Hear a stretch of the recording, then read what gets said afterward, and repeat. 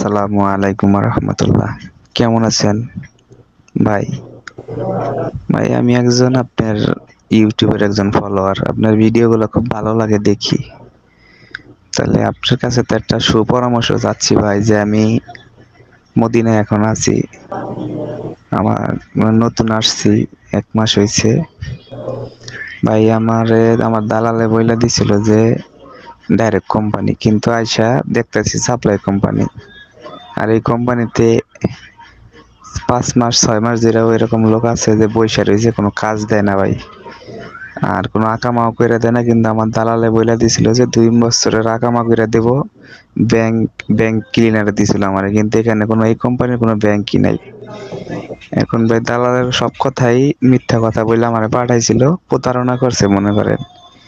এখন আমি যদি বাড়ি যেতে চাই, আমি কি নিজের টাকা দিয়ে টিকিট কেটে বাড়ি যাইতে পারবো? আসসালামু আলাইকুম রহমতুল্লাহ বারাকাতু। প্রিয় প্রবাসী ভাইয়েরা, আশা করি আপনারা প্রত্যেকে ভালো আছেন। সৌদি আরবে আপনি আপনার টাকা খরচ করে আসতে পারবেন, কিন্তু সৌদি আরব থেকে চাইলেই কিন্তু আপনি টাকা খরচ করে যেতে পারবেন না। আর সৌদি আরব থেকে আপনাকে দেশে যাওয়ার জন্য অবশ্যই এক্সিট রিএন্ট্রি ভিসা অথবা ফাইনাল এক্সিট ভিসা নিয়েই কিন্তু আপনাকে যেতে হবে। এছাড়া কিন্তু আপনি কোনোভাবেই দেশে যেতে পারবেন না। এক নতুন প্রবাসী ভাই আমাকে একটি ভয়েস করেছে, সেই ভয়েস রেকর্ডটি ভিডিওর শুরুতেই আপনাদেরকে শুনিয়েছি। সে 1 মাস হলো এসেছে, দালালের খপ্পরে পড়ে কি কি প্রবলেমে পড়েছে, আর এই প্রবলেম থেকে সে কিভাবে উদ্ধার হতে পারে। এখন যে সে দেশে যেতে চাচ্ছে, এটা কি মোটেও তার ঠিক হবে কিনা, এই বিষয়ে আজকের ভিডিওতে আপনাদের সঙ্গে আলোচনা করার চেষ্টা করব। এবং যারা নতুন প্রবাসী সৌদি আরবে আসতে চাচ্ছেন, প্রিপারেশন নিচ্ছেন, তাদের কিন্তু এই ভিডিওটি খুবই খুবই কাজে আসবে। কারণ আপনারা এই ভিডিও থেকে অনেক তথ্য জানতে পারবেন এবং সতর্ক হতে পারবেন। তো যে প্রবাসী ভাইটি আমাকে ভয়েস রেকর্ডটি পাঠিয়েছে, সেখানে সে বলল 1 মাস হলো সৌদি আরবে এসেছে। সে আসার পর একটি সাপ্লাই কোম্পানিতে পড়ে গেছে এবং দালাল তাকে বলেছে আসার পর তাকে ব্যাংকের ক্লিনারের চাকরি দিবে এবং 2 বছরের ইকামা করে দিবে। এখন আসার পর সে দেখতে পাচ্ছে এখানে 5 থেকে 6 মাস ধরে অনেক প্রবাসী কিন্তু বেকার আছে এবং অনেক প্রবাসীর ইকামা দিচ্ছে না। এবং সে এখানে আরো একটি কথা স্পষ্ট করেছে যে তাকে যে 2 বছরের ইকামা দেওয়ার কথা ছিল, তাকে ইকামাও দেয়নি এবং তাকে বর্তমানে কাজও দিচ্ছে না। এখন এই ধরনের প্রবলেমে কেন সে পড়লো? এই ধরনের প্রবলেমে পড়ার কারণ কিন্তু একমাত্র দায়ী হচ্ছে সে। কারণ সে বাংলাদেশে থেকে আবেগের বশে কিন্তু চলে এসেছে। সে দালালের কথাকে যাচাই বাছাই করেনি, সে বিবেক দিয়ে কিন্তু চিন্তা করেনি। এই আবেগ নিয়ে কিন্তু আপনি যদি সৌদি আরবে আসেন, তাহলে এই প্রবাসীর মতো কিন্তু আপনিও বিপদে পড়ার সম্ভাবনা কিন্তু 99%। কারণ একটা জিনিস মাথা রাখবেন, যে আপনি আসার পর আপনাকে 2 বছরের ইকামা করে দিবে, এরকম প্রতিশ্রুতি কোনো দালাল বা কোনো এজেন্সি আপনাদেরকে দেয়, তাহলেই বুঝে নেবেন এই এজেন্সি বা এই দালাল আপনার সাথে বাটপারি করবে। কারণ আপনাকে আসার সঙ্গে সঙ্গে কোনো কোম্পানি কিন্তু 2 বছরের ইকামা করে দিবে না। কারণ যে সকল কোম্পানিতে আপনি আসতেছেন, এটা যে সাপ্লাই কোম্পানি না অরিজিনাল কোম্পানি, এটাই আপনি জানেন না। আর অরিজিনাল কোম্পানিগুলো তো কখনোই কোনো কর্মীকে 2 বছরের ইকামা করে দেয় না। সেই সকল কোম্পানিগুলোই কর্মীকে 2 বছরের ইকামা করে দেওয়ার প্রতিশ্রুতি দেয়, সেগুলো হচ্ছে সাপ্লাই কোম্পানি। আর এই সাপ্লাই কোম্পানিগুলো 2 বছরের ইকামা করার প্রতিশ্রুতি দিয়ে ওই কর্মীকে আনার পর কিন্তু মাত্র 3 মাসের ইকামা করে দেয়। এটা কিন্তু বর্তমানে অহরহ ঘটতেছে। আর সৌদি আরব প্রবাসী হিসেবে আমরা কিন্তু এই তথ্যগুলো সবসময় আমাদের কাছে রাখি।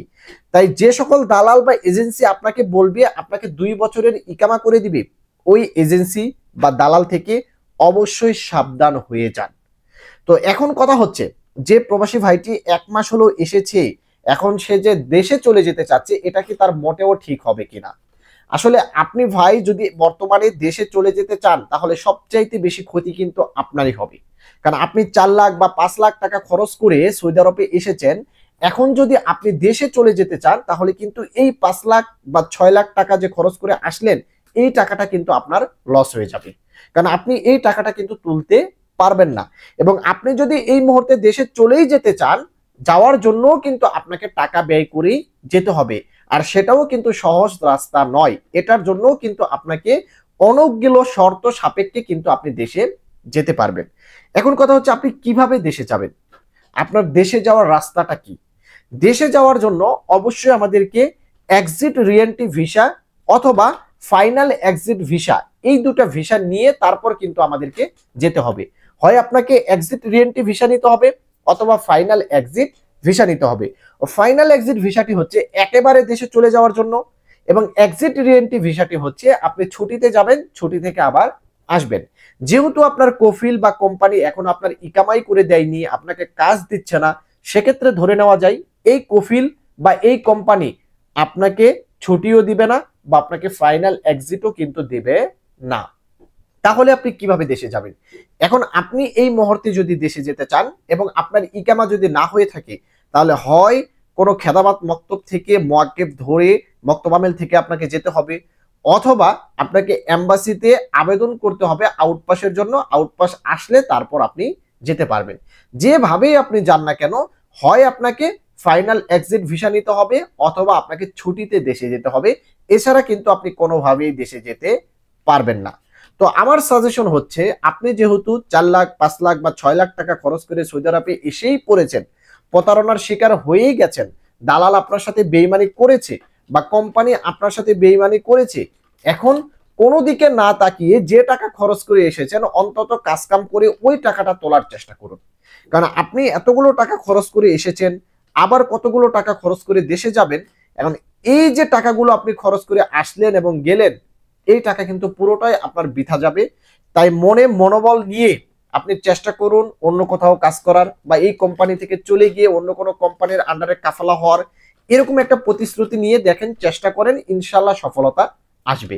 কিন্তু দেশে চলে গেলে যতটুকু প্রবলেমে এখন সৌদি আরবে আছেন, এর চাইতে বেশি প্রবলেমে পড়ার কিন্তু সম্ভাবনা রয়েছে, কারণ অনেক টাকা কিন্তু ঋণগ্রস্ত হয়ে যাবেন। তাই অবশ্যই এই চিন্তা করবেন না যে আপনি টিকিট কাটলেন আর দেশে চলে গেলেন, বিষয়টা কিন্তু তেমনটা নয়।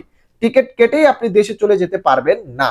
আপনাকে অবশ্যই এক্সিট রিএন্ট্রি ভিসা অথবা ফাইনাল এক্সিট ভিসা, এই দুটো ভিসার মধ্যে যে কোনো একটা ভিসা আপনার পাসপোর্টে লাগাতে হবে, তারপর কিন্তু আপনি দেশে যেতে পারবেন। যেভাবেই আপনি যান না কেন, কফিল আপনাকে ফাইনাল এক্সিট দিয়ে পাঠাতে পারবে, আপনার কোম্পানি আপনাকে ফাইনাল এক্সিট দিয়ে পাঠাতে পারবে, বা এম্বাসি থেকে গেলেও আপনাকে ফাইনাল এক্সিট নিতে হবে, মক্তব আমিল থেকে মুয়াক্কিব ধরে যেতে চাইলেও আপনাকে ফাইনাল এক্সিট নিয়েই কিন্তু যেতে হবে। যেভাবে আপনি যান না কেন, এই দুটা ভিসার মধ্যে যে কোনো একটা ভিসা নিয়েই কিন্তু আপনাকে যেতে হবে।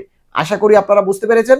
অবশ্যই ভিডিওটিকে শেয়ার করে দিয়ে যারা নতুন আসতে চাচ্ছে তাদেরকে সতর্ক করে দিবেন।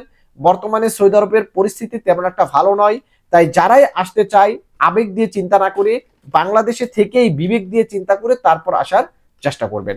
ভালো থাকবেন, সুস্থ থাকবেন। সকলকে জানাচ্ছি আসসালামু আলাইকুম।